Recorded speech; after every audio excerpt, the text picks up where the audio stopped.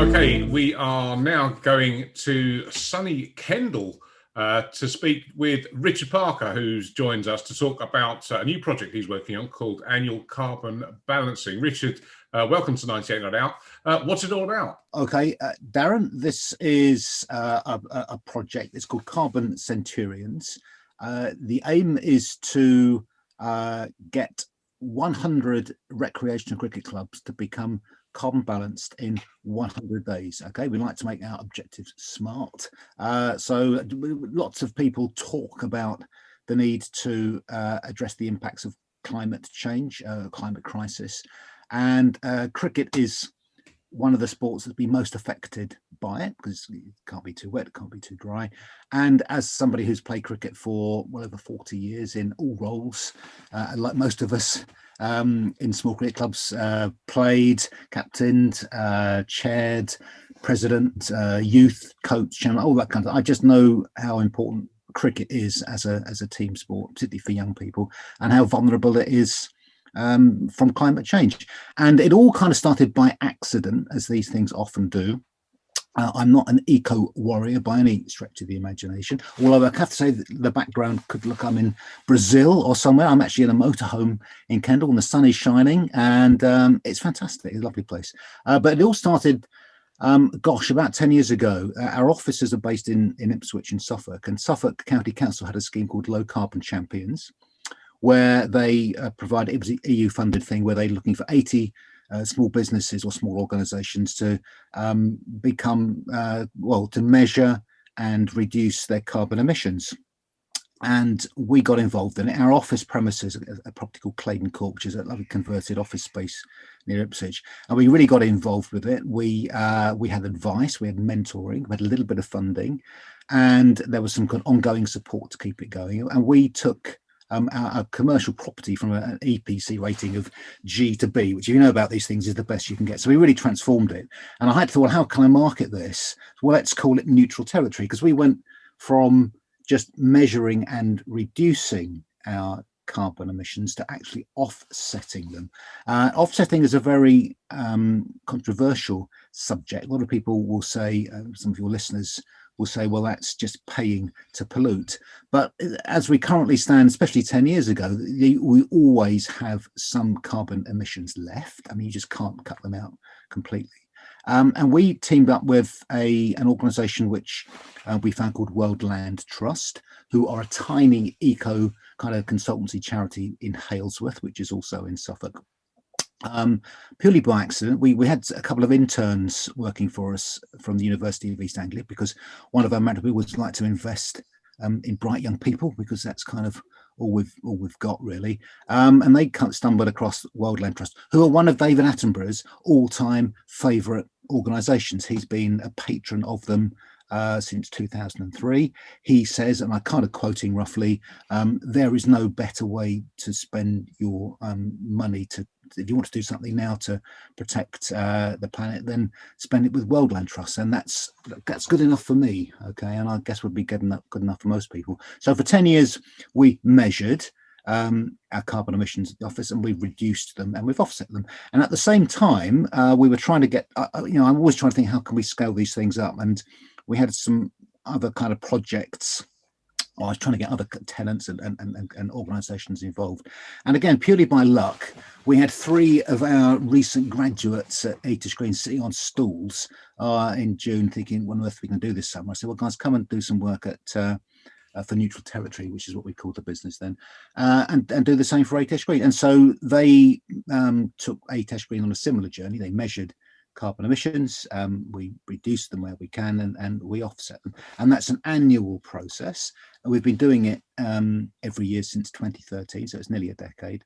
And we were the world's first, to the best of my knowledge, carbon balanced cricket club. At this point, I'll clarify some terminology, because there's lots of different interpretations on what we're talking about here. I mean, I use the term carbon neutral because that's we're all emitting carbon emissions, but we're kind of offsetting ours. There's a limit to how much we can do that. I mean, we can't all buy It'd be great if we could all buy rainforest trees, but that's not going to be enough. We have to really reduce things as well. But the scheme we work in, and I use the term carefully, is carbon balanced, because that's a kind of trademarked, registered name of the World Land Trust, who they defend their brand very strongly, and quite rightly so. But they, the carbon balance, which really works for cricket clubs, and let me explain why. Because the other option is if you want to get into kind of auditing your carbon emissions, and anybody out there who works in large organizations or is involved in this will know there's an ISO 1401, I think, or 20, and there's lots of different schemes out there where people will come in with kind of clipboards and measure things to 4 decimal places, and then you get a certificate, and it's all kind of top down and heavy, and that's really not what small recreational cricket clubs want, because like all of them, okay, are guessing they don't have the time or the money. Okay, and the real barrier to getting what 80 Screen has done going is people don't have the time or money, or what we're finding now is the authority to do it, because we've actually removed the time and money barriers, which I'll come on to that later. So carbon balancing is it's a voluntary scheme, so there's no kind of auditing involved. We don't send people in, in white coats and things to measure it. It's the club measures its own carbon emissions, and it provides minimal evidence to support that, and it's a donation, okay, to World Land Trust, not a kind of payment. So it's a much lower kind of intensity model that means clubs can just get on with it rather than worrying about all the paperwork and payments and that kind of stuff. And it's really easy. Okay, one of the things that we did way back was, I kind of thought everybody was going to pick up on this because it's a lot easier than people think, and what are the barriers and drivers to this? I always kind of ask those kind of questions, and the drivers they weren't there 10 years ago. People just didn't care about this stuff. Okay, and we really tried to get other people to do what 80 Screen, and nobody was remotely interested. And I kind of hoped that now I kind of stepped back from the IT work I used to do and thinking, well, actually, because of COP26 and COVID and G7, people are starting to really switch on to this, and Greta Thunberg, Extreme Rebellion, that kind of stuff have really raised the profile of it.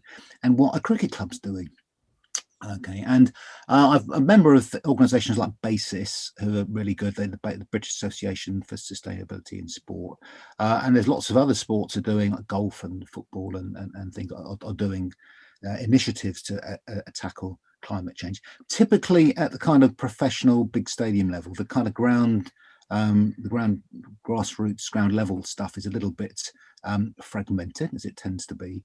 But for cricket, I've just found no other clubs doing likewise. And so I thought, well, okay, let's try this again. And when I've spoken to people, I said, do you realise you can do something now? Measure, reduce, offset your carbon emissions. People are really surprised that there's a model that they can actually get off the backside and do something about, rather than sitting in Zoom meetings with sort of lots of rows of impressive books or maps of the world in. They can actually do something, and that's kind of what we've done. And Rich, if you're the average cricket club, and probably to use 8 Screen as an example, to get people thinking along these lines, what are the sort of things that they should be maybe considering to reduce their carbon footprint? Okay, well, there's the 3 things we're focusing on, and this was something I picked up from the Forest Green, or I guess the guy's name, he's very famous. I had to edit this bit out. I've got them anyway. But yeah, the big things are energy, transport, and food. Okay, and the big of those, we have some sort of base data from 80 Screen. About 80% of there's transport. Okay, because cricket clubs typically they operate in the summer, so there's not much heating involved in it. Electric's just very minimal, a little bit of water, but transport is the big one. And so it's what we do is we measure the transport to the club for home games and training, and to away fixtures. We estimate the vehicle sizes and types, and come up with an estimated mileage for the season. which we then send to World Land Trust to calculate the carbon emissions from that. The food is one we've done added this year, which is it's interesting. It doesn't sound like a lot, but actually it's where it's sourced from that makes a big difference, and particularly less meat-based teas. This sounds bizarre, but it actually makes a big difference. So getting back to your original question, Dan, what we've tried to do, the obvious ones, the simple ones, are on kind of clubhouse pavilions. So we changed all our light bulbs to LEDs. Okay, difference. We replaced a very old and inefficient roller with a new. It's really still petrol, but it's much better than it used to be. We changed a lot of the refrigeration bar stuff to very low energy. It's very old, very inefficient, and that's the sort of things that we do. The lockdown has made it very difficult to improve the transport, because obviously our league fixtures are determined elsewhere. But trying to encourage people to car share was really important and makes a massive difference. You can halve your transport emissions by car sharing properly when we're allowed to do that again. And food, yeah, we've got the launch game on Friday. We're having no meat available. It's all vegetarian barbecue and stuff. So just little things like that. And I think it's this. People say, well, that's not making a massive amount of difference. And I thought the question you were going to ask is, what does it cost and what to do all this? The measurement in time, we have got it down now that ATIS Green does its measurement in about 2 hours. Okay, that's how long it takes, because the utility bills, we just get those from the treasurer. Okay, and here's your the kilowatt hours you've used this year. Here's the water meters, cubic meters. Transport, we download the fixtures from well, we haven't used a Hit Sports website, but now Play Cricket, they're all on Play Cricket. Everybody uses Play Cricket. So there's a real barrier there that's been overcome, because you can download, anybody or the admin of any club can download their fixtures from Play Cricket. You then add in friendlies, you estimate the typical distance that your players are from the home ground. You Google, Colchester to Hadley for an away trip, plug that in, provide an average of vehicle size, and there's your transport mileage. And then the teas, we just say a typical tree for all home games. That's 2 hours. The cost, the actual cost of offsetting that. ATAS Green is a small club. We have 3 weekend sides, 4 youth sides during the week, and we've typically had about 7 to 8 to 9 tons of carbon for the club, and that costs at £15 a ton. It costs about between 100 and £150 per season to offset your carbon emissions. And again, people may say, well, that's a drop, literally is a drop in the ocean to do that. Two things are important if we're trying to change behavior here, which is what this is all about. We're getting our club members to think about it.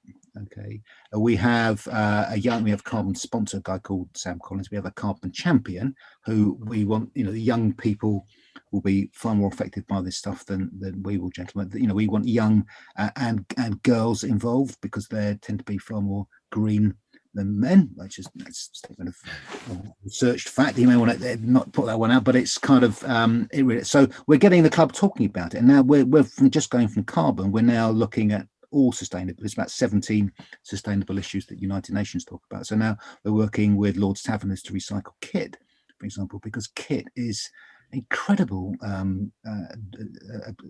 impact on the environment, from water and time and all that kind of stuff.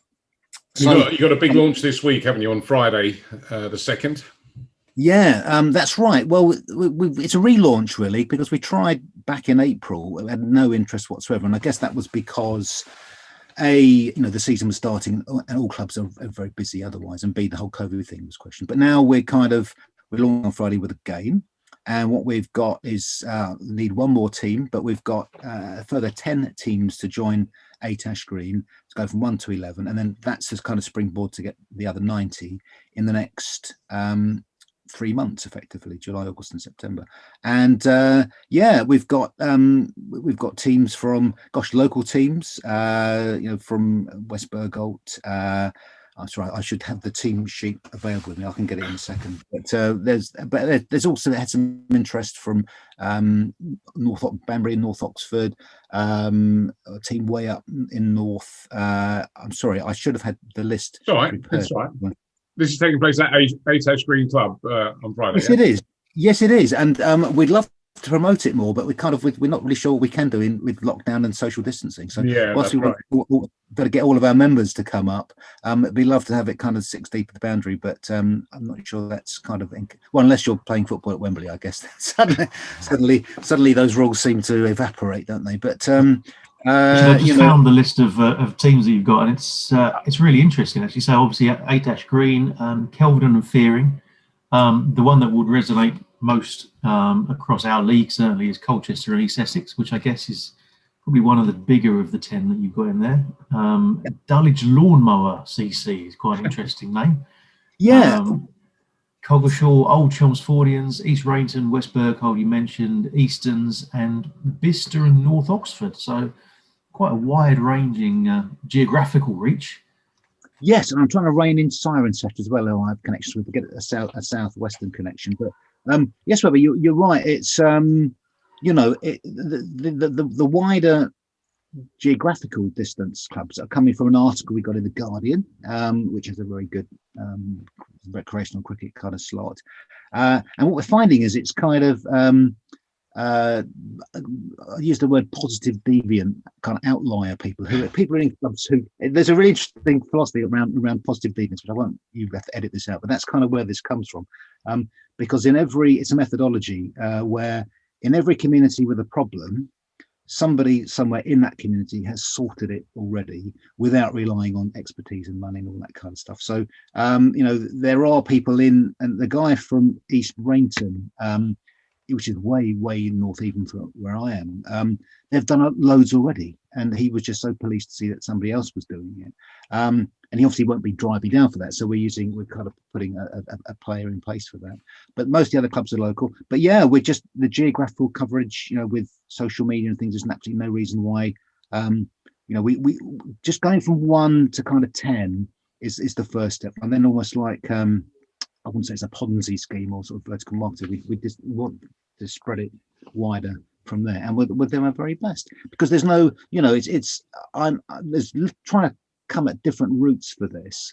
The money, I mean, £150 for some people, that's quite a lot for a small club. Other people say, well, it's half a cricket bat, and you'd hope that there's enough clubs with some kind of sponsorship or support or a parent.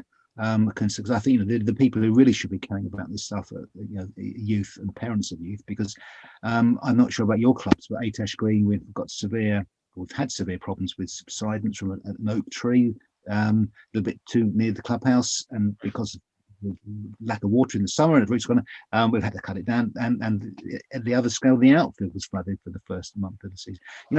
These things are only going to get worse, and if we don't all do a tiny step towards it, then it's we're really going to be struggling in 20-30 years time. You mentioned the challenges that COVID has obviously brought into this. I suppose the challenges of no car sharing being allowed are offset by the fact that clubs haven't been allowed to lay on tees.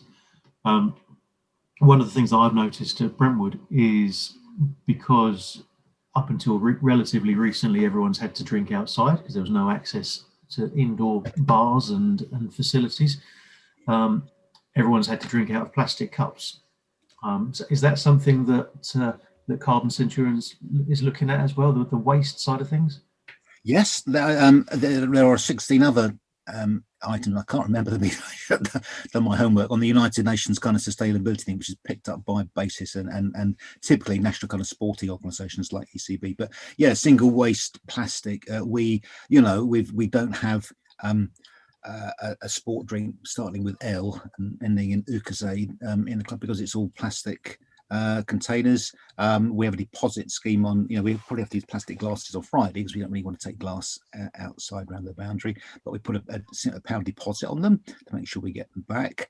And we're just asking, so you don't stock any in the bar, but the key thing is to get people thinking about it, and the impact is limited at individual club level. But when it all adds up, if all recreational cricket clubs stop using single-use plastic, or put a deposit on things, or car share, then it all starts. I mean, to answer your question, another really big thing is kit. Okay, and I have no idea how much carbon it takes to make a cricket ball. We use, I don't know, about 400 a season or something, but that will be something I'll ask somebody to find out.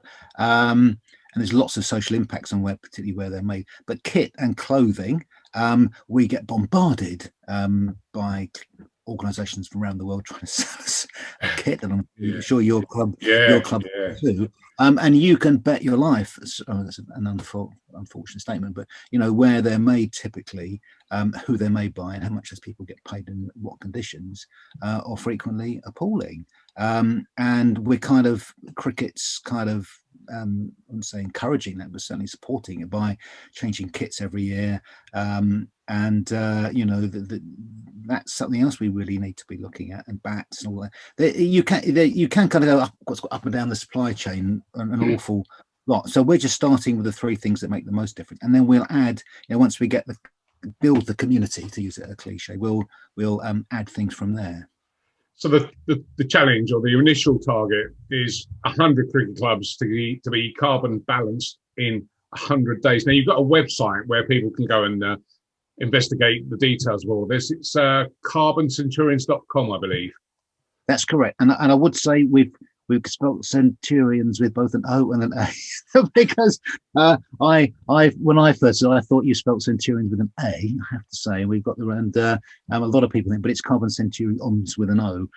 So whatever you type, you'll find it. But and it's, we just put together a WordPress site with some bits and pieces. I mean, Darren, it was, if this appears amateurish and off the hoof, then it's because it is. Okay, but it doesn't matter. We haven't paid an ad agency to slap together and all things. But I think that will come. What the way I kind of do these things is just get on with it, and things evolve and emerge. And I think what we it's actually clunky. If I've got any criticism of this process, it's quite clunky, because at the moment, to work with World Land Trust, they have a spreadsheet where you put your figures into, which is kind of fine. But the target audience I think we're looking for, they would kind of expect an app, probably, where you just put all this stuff in, and that will be something which we will be looking at. But once we kind of proved the concept and got something, I would also stress there's nothing in it. One of the things, the resistance to this is there's nothing in it for me. I mean, I put all my time and money into it, and there's nothing in it for neutral territory, because we don't have any kind of commercial angle on this.